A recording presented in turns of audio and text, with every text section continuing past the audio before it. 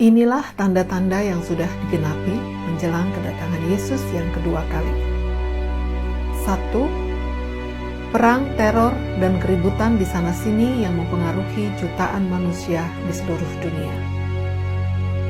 Lukas 21 ayat 9 mengatakan, "Dan apabila kamu mendengar tentang peperangan dan pemberontakan, janganlah kamu terkejut, sebab semuanya itu harus terjadi dahulu." 2. Pergolakan bencana alam dan penyakit menular.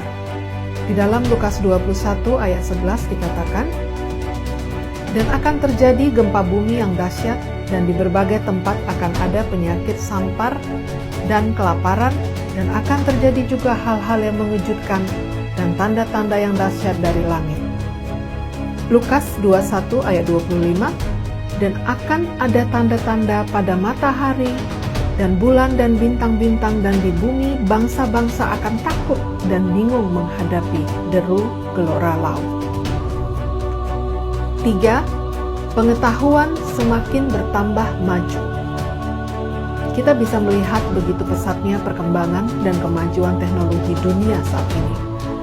Bahkan sejak 10 tahun terakhir, di segala bidang pengetahuan bertambah pesat, begitu juga dengan teknologi. Lihat saja ilmu kedokteran, aviasi, komunikasi, industri, dan sebagainya.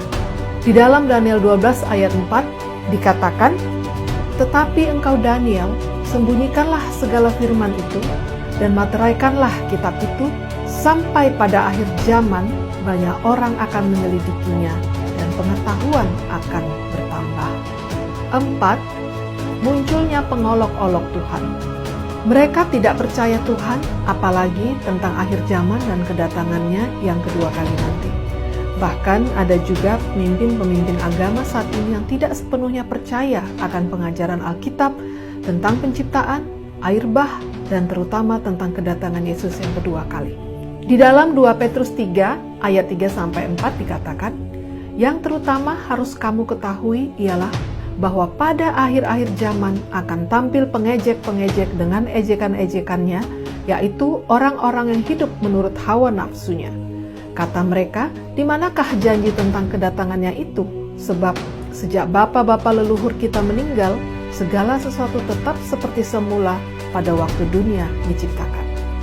2 Timotius 4 ayat 3 dan 4, "Karena akan datang waktunya, orang tidak dapat lagi menerima ajaran sehat, tetapi mereka akan mengumpulkan guru-guru menurut kehendaknya untuk memuaskan keinginan telinganya. Mereka akan memalingkan telinganya dari kebenaran." 5. Penurunan moral, tidak peduli agama. Dan 6. Menyukai kepelesiran dan hura-hura. Dunia saat ini dalam krisis moral. Generasi zaman ini enggan untuk belajar agama, lebih menyukai pesta pora dan memuaskan keinginan diri. Kemajuan zaman dan teknologi juga mempunyai efek negatif dalam kehidupan manusia.